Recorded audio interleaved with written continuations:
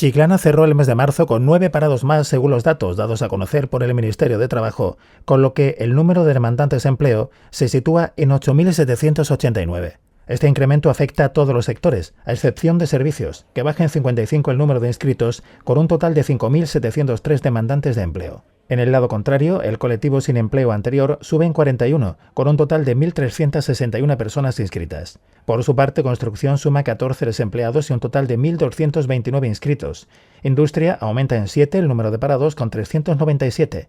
Y Agricultura sube en 2 el número de demandantes de empleo con 99. En el conjunto de la provincia, el paro registrado creció durante el pasado mes de marzo en 98 personas. El total de desempleados en la provincia de Cádiz es de 122.236.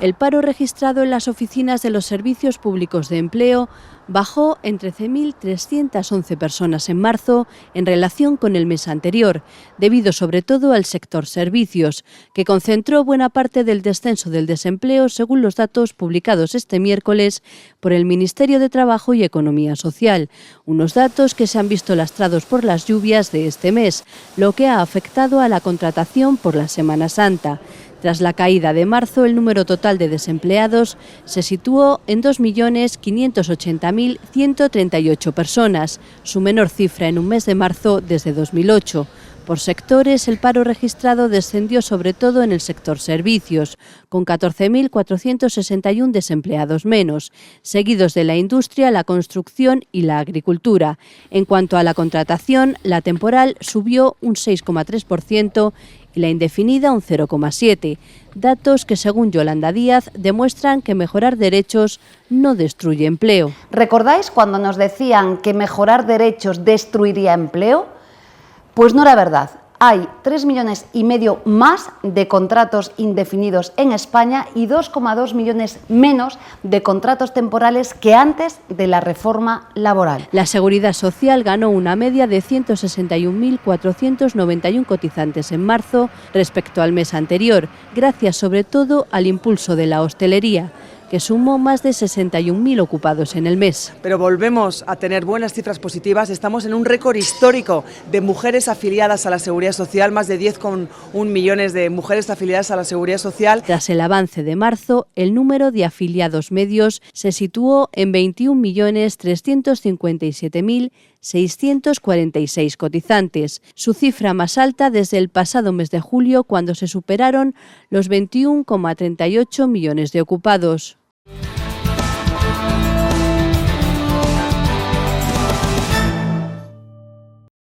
El sindicato Ustea ha condenado hoy la situación que vive un docente del Instituto Ciudad de Hércules que lleva más de 2 años siendo agredido en su propio domicilio con insultos o lanzamiento de objetos por parte de alumnado del centro y de otros centros de la localidad. Según su portavoz, las medidas que se han tomado contra los agresores, como expulsiones del centro, parecen no haber sido lo suficientemente ejemplarizantes, por lo que la sensación de impunidad entre el alumnado ha ido creciendo, así como la violencia de los actos de agresión contra este profesor. Sí, bueno, de hecho son más de 2 años. Empezó en verano de 2022 cuando el profesor se mudó a su nueva casa que está cerca del centro y empezaron a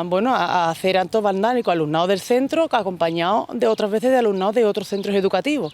Han estado tirando naranjas, limones a la fachada de su casa, botellas, piedras, petardos, llamando al telefonillo, y esto pasa habitualmente cada 2 semanas. Al cabo, después de 2 años, en 2024, el año pasado, por primera vez el profesor se dio de baja, porque es que no podía soportar la presión social, los ataques continuos a su casa, que está afectando no solo a él, en lo laboral, sino en lo personal, y por supuesto a su familia, que tiene 2 niñas pequeñas, que la ventana de la fachada donde reciben las piedras, las botellas y tal, es en la habitación de las niñas pequeñas. Entonces llega un momento que es insostenible para la familia esta situación. Entonces el profesor no aguanta más, se tiene que dar de baja, el instituto reacciona bien y se abre el protocolo de acoso a un profesor, pero la delegación no responde como indica la ley, que es proporcionándole ayuda psicológica y jurídica. Entonces el profesor se encuentra continuamente en una desprotección total porque no tiene ni ayuda psicológica ni jurídica, y estos ataques a su casa se siguen repitiendo. Desde Ustea se solicita a la Junta de Andalucía y a la delegada Isabel Paredes que no miren hacia otro lado, como llevan haciendo estos años, y que activen los protocolos correctamente, así como acompañen esa normativa con una campaña de sensibilización y de acciones más acordes y contundentes.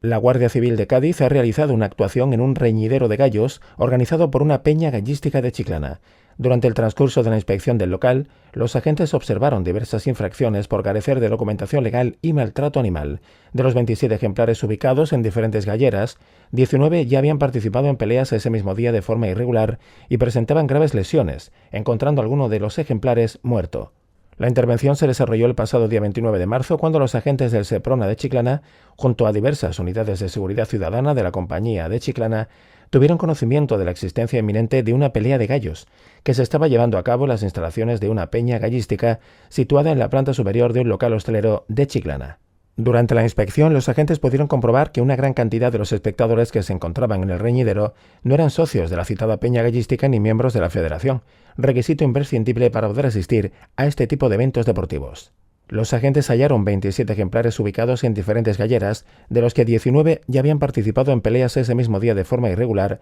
y presentaban graves lesiones, encontrando alguno de los ejemplares muerto.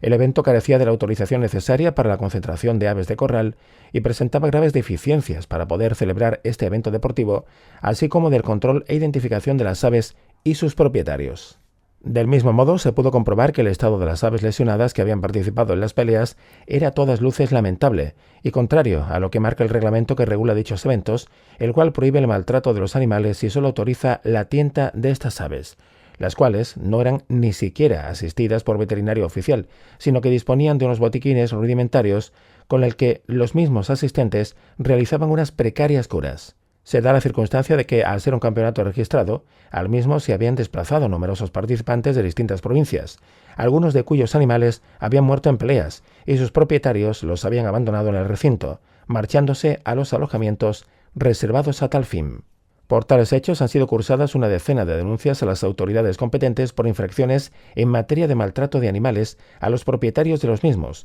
y por permitir la entrada de no socios, por carecer en el momento de la inspección de licencia de apertura, de la autorización para concentración de animales y por tener numerosos animales sin identificar al presidente del establecimiento. Los animales quedan bajo custodia de sus propietarios para que sean asistidos por un veterinario oficial. De igual forma, se han formulado denuncias por consumo de alcohol y drogas, por permitir fumar en recinto público cerrado, por tenencia y porte de armas blancas y por deficiencias en materia de sanidad y consumo, además de detener a una persona con una orden de detención e ingreso en prisión.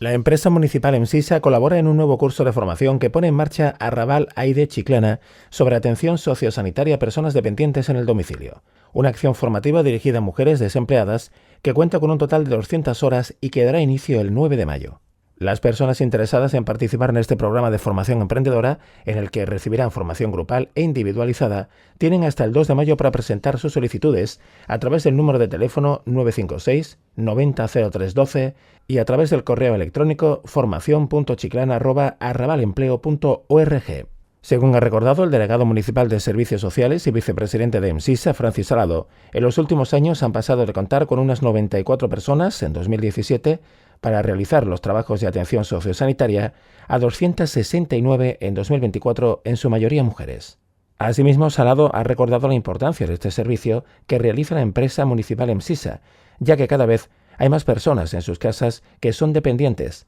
que necesitan recibir cuidados dentro de su entorno familiar.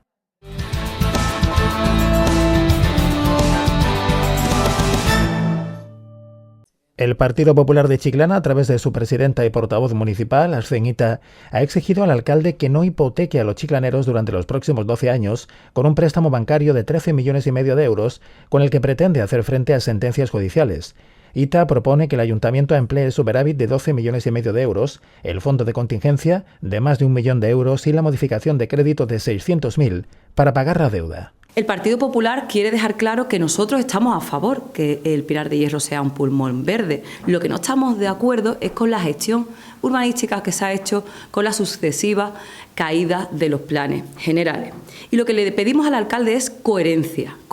política, porque lo que no tiene ningún sentido es que un día presuma de superávit económico 12 millones de euros, al siguiente día diga en la Diputación de Cádiz que el ayuntamiento está tieso, y mientras tanto pide un préstamo de 13,5 millones de euros, cuando podría pagarlo a pulmón con el dinero que recauda a los chiclaneros y chiclaneras por las sucesivas subidas de impuestos de todo este ejercicio. Pues tenemos que recordar que nada más que el IBI ha subido un 42% desde el año 2015, aparte de la basura, el agua, la tasa nueva que va a ser la zona naranja y la que esperamos también de la subida de basura en próximos meses. Pues bien, lo que no puede ser que un día, el 5 de marzo, firme el interventor municipal el informe del superávit y lo esconda en un cajón hasta el pleno ordinario. Y mientras tanto convoca un pleno para firmar un préstamo, sin nosotros todavía desde la oposición conocer que había un superávit de 12 millones de euros. Pero es que es mucho más fácil, porque ahora la señora Montero, la jefa del señor Román, está diciendo que no se puede utilizar el superávit para inversiones en la ciudad. Entonces, le pedimos que le haga caso a su jefa, a la señora Montero, que dedique el superávit en su totalidad, los 12 millones de euros, a amortizar este préstamo si finalmente ya se ha firmado, y si no se ha firmado le pedimos que no lo firme, que tiene dinero suficiente, porque con los 12 millones del superávit más el 1 millón de euros del fondo de contingencia más los 600.000 euros de la modificación de crédito que se firmó en el último pleno municipal, tendría dinero más que suficiente para pagar este préstamo.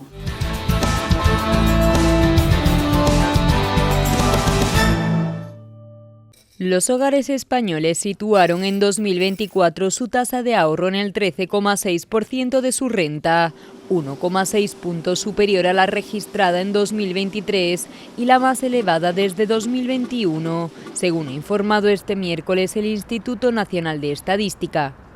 Las familias españolas ahorraron 139.917 millones de euros el año pasado, un 23% más que en 2023, al tiempo que elevaron su gasto en consumo un 7,1% hasta los 889.060 millones de euros e incrementaron su inversión un 6% hasta los 71.734 millones. El ahorro generado por los hogares fue suficiente para financiar la inversión que realizaron en el conjunto del año, por lo que mostraron una capacidad de financiación de 74.413 millones de euros, un 66,9% superior a la de 2023.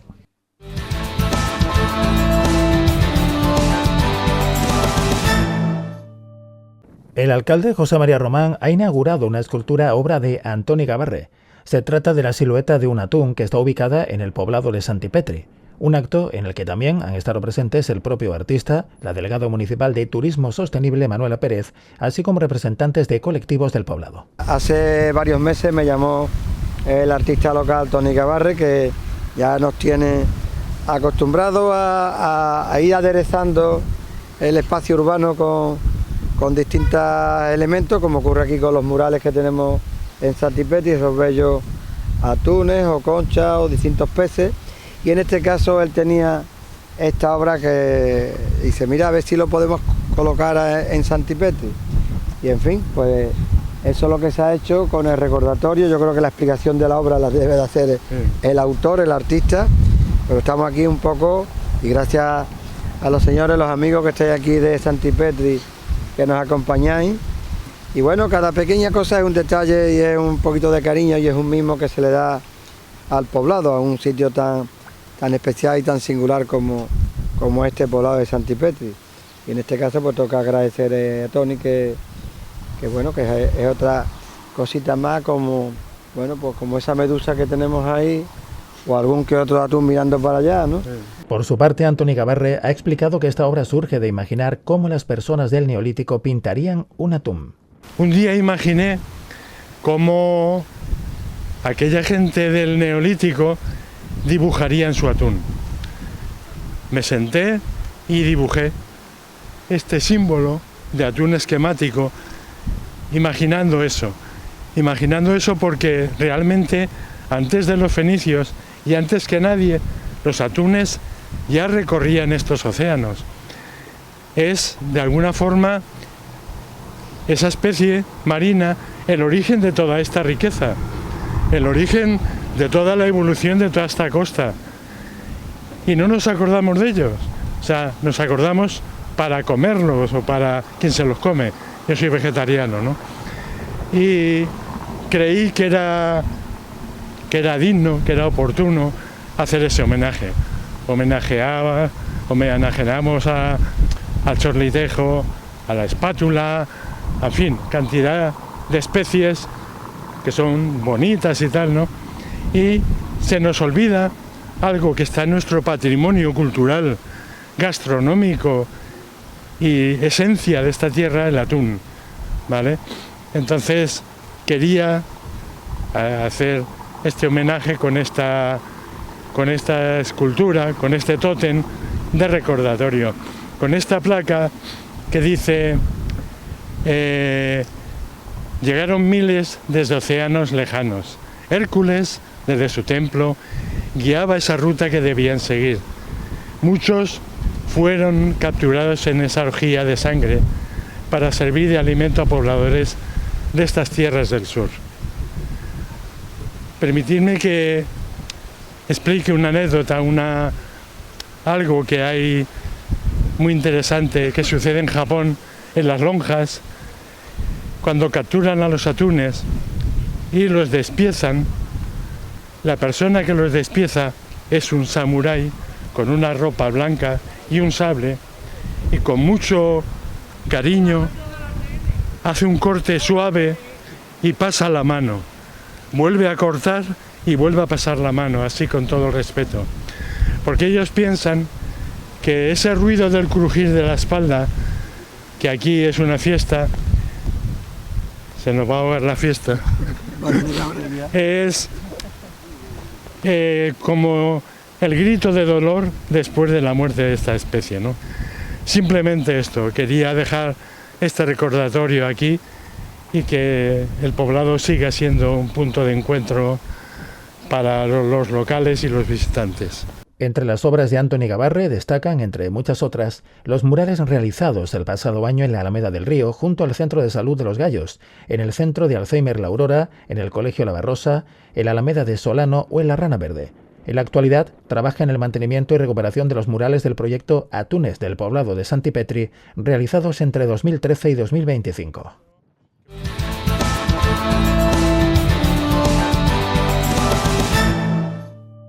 Casi la mitad de los correos recibidos en el Ayuntamiento de Chiclana durante el pasado año 2024 eran maliciosos. En concreto, de los 2.264.551 correos tratados en las distintas cuentas municipales, casi la mitad, concretamente 1.041.152, correspondía a correos maliciosos. Estos datos han sido expuestos durante la reunión sobre ciberseguridad que se ha celebrado este martes y en la que, además del personal técnico del Servicio de Organización y Calidad del Ayuntamiento de Chiclana, han estado presentes la delegada de Transformación Digital, Ana González, los miembros del Comité de Seguridad y los jefes de la Información y Servicios de las distintas unidades administrativas.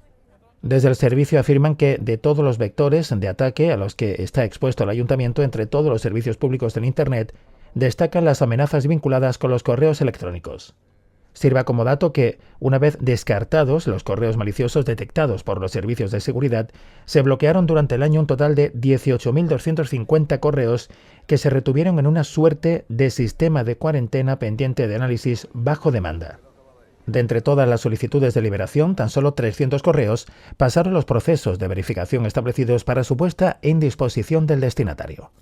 Además, el sistema sufrió un total de 47 incidentes de seguridad. Todos fueron solventados gracias a las medidas implantadas por los técnicos municipales sin que ninguno de ellos tuviera consecuencias para la organización. A este respecto, la primera teniente de alcalde, Ana González, ha destacado que la seguridad no solo depende del trabajo de los técnicos del servicio, sino que depende de todos y cada uno de los trabajadores municipales, puesto que los ciberataques y virus pueden acceder al sistema municipal desde cualquier dispositivo electrónico, añadiendo que, por eso, es fundamental que se lleve a cabo este tipo de reuniones con los responsables de todos los departamentos del ayuntamiento. Por su parte, el jefe del Servicio de Seguridad y Organización del Ayuntamiento, José Antonio Domínguez, ha destacado que, para evitar daños en el sistema, es fundamental estar concienciados con una seguridad global de todas las personas y, por otro lado, usar una herramienta diseñada por el Estado como el Esquema Nacional de Seguridad, que obliga a una serie de requisitos para que el sistema siga funcionando.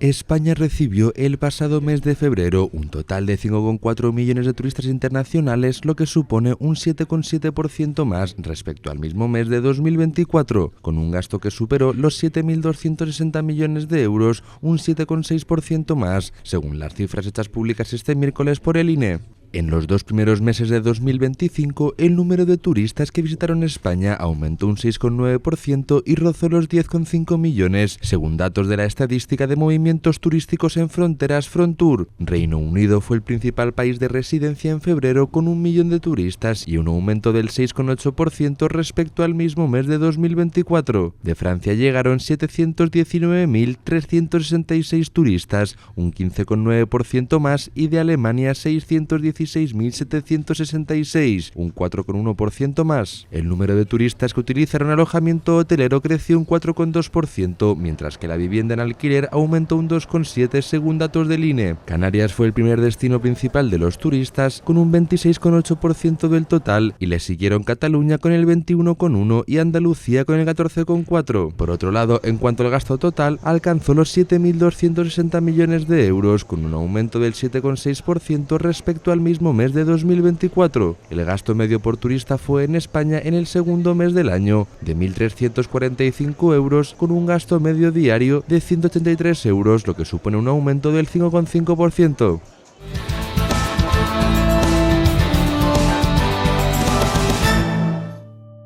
Safari Beach, uno de los espacios gastronómicos y de ocio más singulares de la provincia de Cádiz, reconocido el pasado año como una de las mejores aperturas de restauración del territorio, volverá a abrir sus puertas este jueves 3 de abril. Situado en la calle La Anguila, a la altura de la segunda pista de la playa de la Barrosa, Safari Beach se extiende en más de 2.000 metros cuadrados de jardines exóticos con esculturas de animales salvajes que transportan al visitante a un universo selvático y sofisticado. Un entorno que combina diseño, naturaleza y una atmósfera envolvente, ideal tanto para el disfrute en pareja como para celebraciones especiales, eventos privados o momentos en familia. Con una espectacular cocina vista, el restaurante arranca esta nueva temporada con una carta renovada que apuesta por la fusión mediterránea con toques innovadores y reinterpretaciones de platos tradicionales como el carpaccio de alcachofa al aceite picual con sal en escamas, ajillos dorados y virutas de jamón, las patatas arrieras con gambas al ajillo, alioli de ajo negro y perejil o la tosta de la focaccia con mantequilla ahumada de ajo negro y anchoas.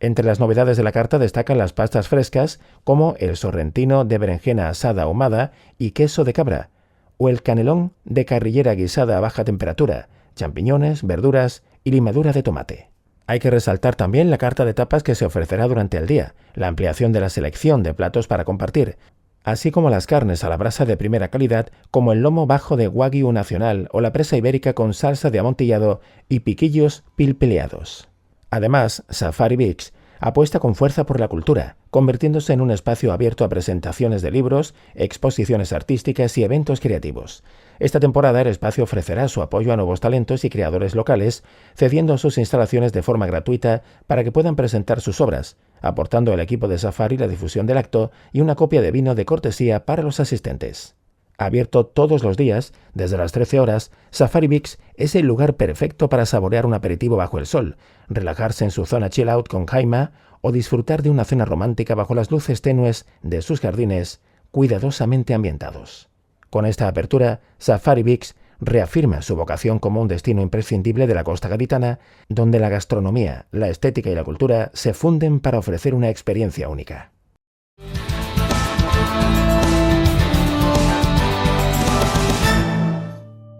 Con 400.000 copias de discos vendidos a lo largo de sus 40 años de historia, el grupo gallego Luar na Lubre llega este sábado 5 de abril al Teatro Moderno en un concierto organizado por la Delegación Municipal de Cultura que comenzará a las 20 horas. Las localidades a precios populares ya pueden adquirirse a través de tickentradas.com y en la taquilla del teatro. Con los discos de oro consecutivos, Plenilunio y Cabo do Mundo, Luar na Lubre nació en La Coruña en 1985, convirtiéndose con el paso de los años y su tenaz trabajo en una de las formaciones referenciales de la música hecha en Galicia. Su 20º álbum se titula Encrucillada y es un libro-disco concebido como una celebración de su larga carrera, un momento histórico, emotivo e importante a través de una recopilación de música, relatos, fotografías y material variado para entender un poco mejor lo que significa Luar na Lubre a través del tiempo. Los años pasan irremediablemente y Bieito Romero Dieguez, hijo de Bieito Romero, se incorpora como colaborador habitual en las gaitas en 2022. En 2024 entra una nueva vocalista a Luar na Lubre, Cris López,